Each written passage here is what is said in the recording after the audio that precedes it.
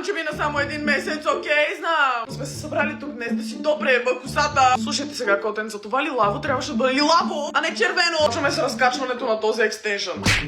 Ами да, вижте сега кака какво ви е купила.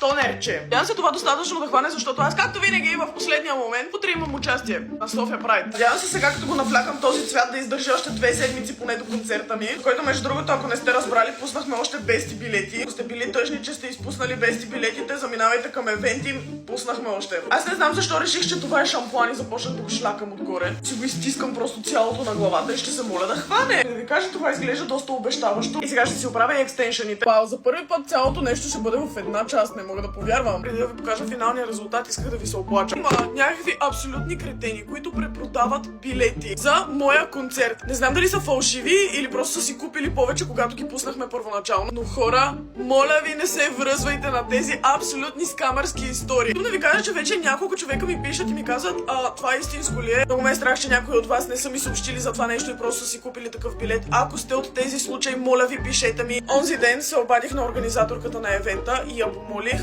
да пусне още бести билети, за да се избегне този скандал. Пуснахме още лимитирана бройка билети. Моля ви, не прибягвайте до черния пазар, защото не се знае колко са истински и после аз ще го отнеса. Така че, плиз, сайта на евенти им, заповядайте да се видим, ще получите страшно много екстри на концерт. Сорта на подаръци, пен среща с снимки, с автографии. Ще дойдете още по-рано, имате ранен вход, ще гледате саундчек. Бе, със сигурност е по-далавера бести билета. Заповядайте. А сега финален резултат.